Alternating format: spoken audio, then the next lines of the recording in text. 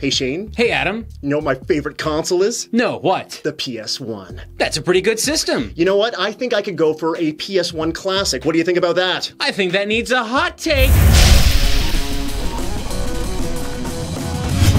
So Shane and I have been talking a lot about the Classic series recently. That's true, yeah. We really are a big fan of what Nintendo's been doing with their video game systems, kind of bringing them down, making them small, and including a whole bunch of games inside them. So last year around June, we had our little tease of the SNES Classic, and then it wound up coming out later.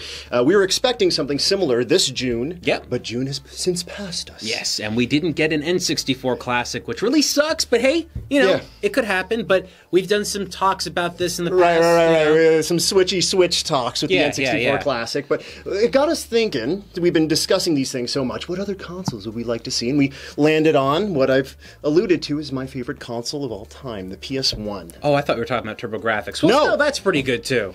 Yeah. So the PS1 Classic.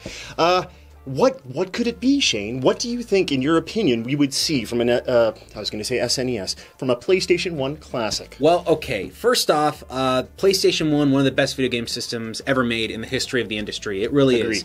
It's got a fantastic design, a wonderful controller, and let's just go off with the controller right now. Yeah, okay. If there was going Yes. to be a classic system Yes. version of the PlayStation 2, or sorry, PlayStation 1, it would definitely have the DualShock version of the controller. That's what I was going to ask. Yeah. So there's the original controller that came out. It was used with the PS1 for a few years. Yes, it actually. was, yeah. And no DualShock, no twin sticks. Yeah, right? I remember No I rumble. actually had to go out and buy the DualShock I did controller too. after the fact, right? When I bought the DualShock controller, that was the first time I had a controller that I put on a little podium, on my shelf. I loved that controller so much.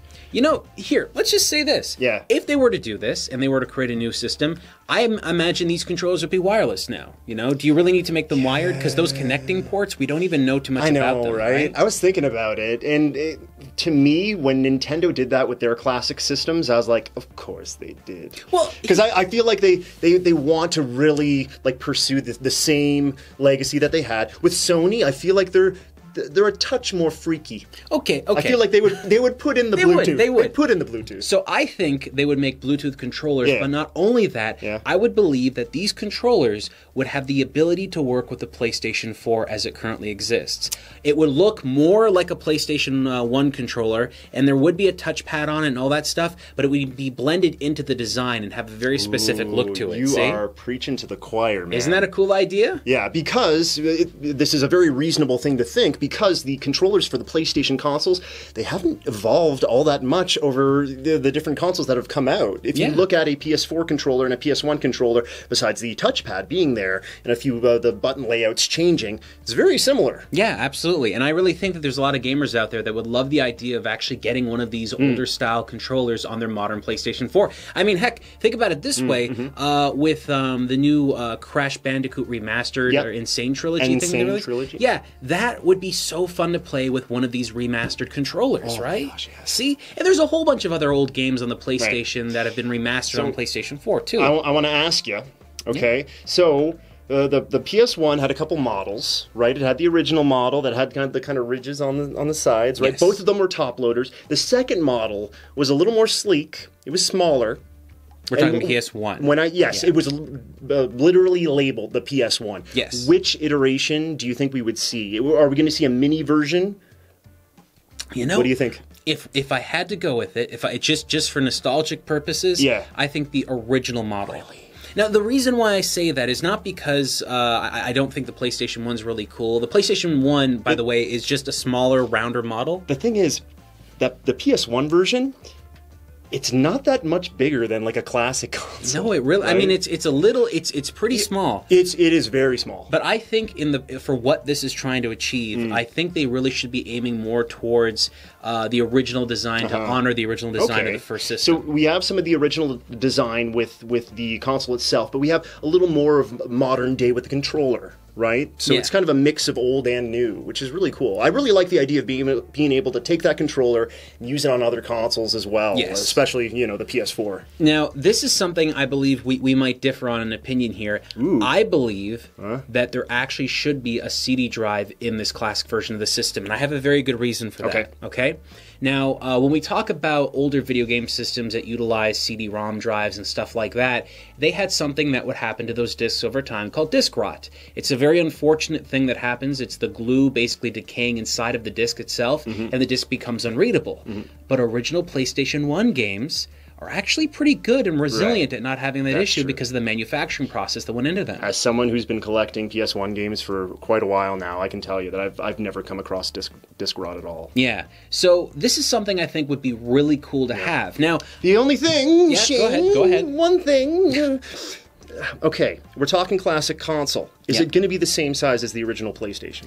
It has to be just big enough to occupy the space to put a disc in it. I know. That's about it. So I think it still needs to be a top loader. It's going to be a little difficult. It's going to be difficult. And we have to keep in mind as well that if you put a drive in this console, the manufacturing costs are inevitably going to go up. This isn't just like a Raspberry Pi inside of a machine, which I would assume even if they had the disk drive, they would have some other sort of like Pi-like device inside to play ROMs, which tell me there's going to be ROMs in this thing, man. Okay, so here's how I envision it. Now, first off, when it comes to Sony actually manufacturing this thing, guess what, kids? They're Sony. They made Walkmans. They made all these devices. They know how to make CD drives really, really small. In fact, one of the smallest CD players I ever owned in my entire life was from Sony. So I know they're capable of doing something like that. Even just looking at the PS1, the one iteration, we know they can make a tiny device that plays these things. So all I can really envision that is that when you turn on the system for the very first time without any discs on it whatsoever, a glove comes out and punches you in the face.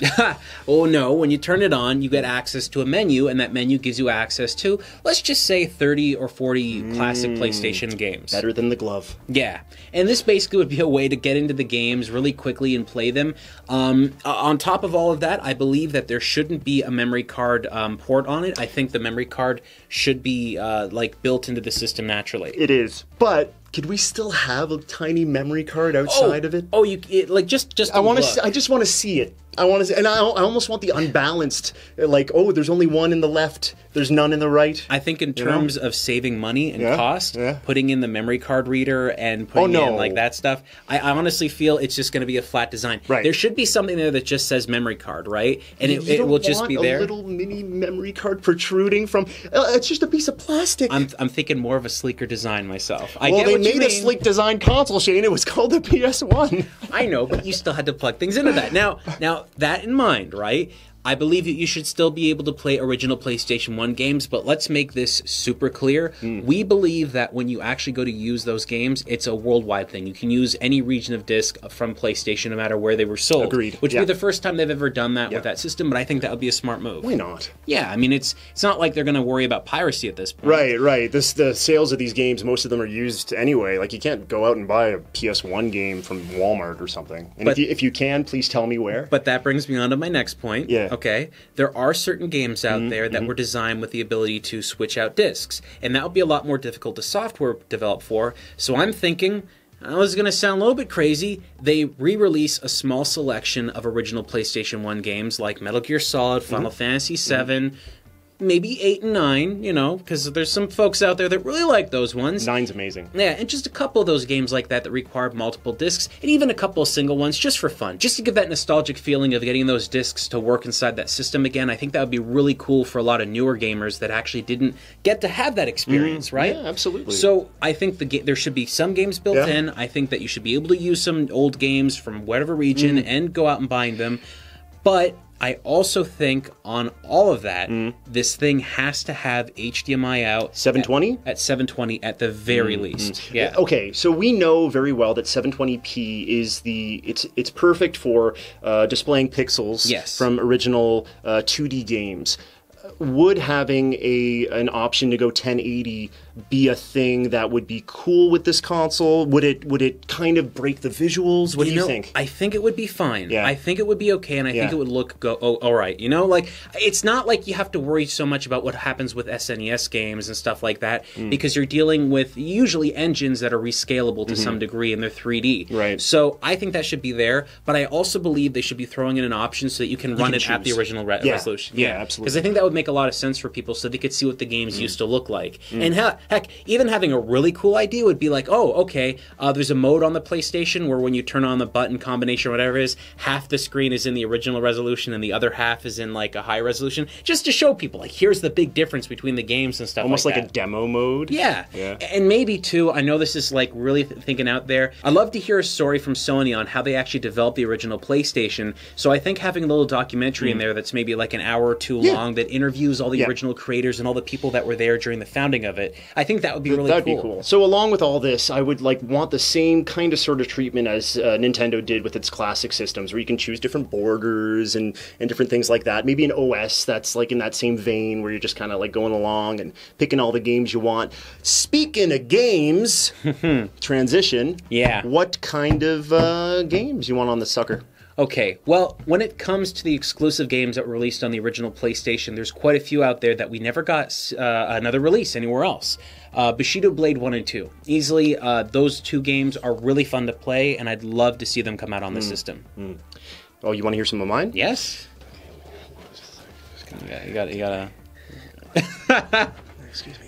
Suikoden, Einhander, Silent Bomber, Tomba, Rival Schools, Alundra, Azure Dreams, Brave Fencer, Musashi, Silent Hill, Mega Man Legends, Grandia, Breath of Fire 2 and 3, Incredible Crisis, Jumping Flash, Ghost in the Shell, Alien Resurrection, Legend of the Dragoon, you can stop me anytime, Rampage, World Tour, Fear Effect, Future Cop, LAPD, Metal Gear Solid, Parasite Eve, Chrono Cross, Wild Arms, Final Fantasy, Tenchu, No One Can Stop Mr. Domino, great game, Apocalypse, Tekken, all the Tekken games, Die Hard Trilogy, Siphon Filter, Cool Borders, Tales of Destiny, Adventures of Lomax, Ray Crisis, Tornico, G Darius, can't forget Busta Groove, Threads of Fate, Legend of Mana, Parappa the Rapper, Jamalami. Well, he didn't manage to get Austin Powers Pinball on there, but it's almost a complete list, and I really think that sounds pretty much like you got everything on there.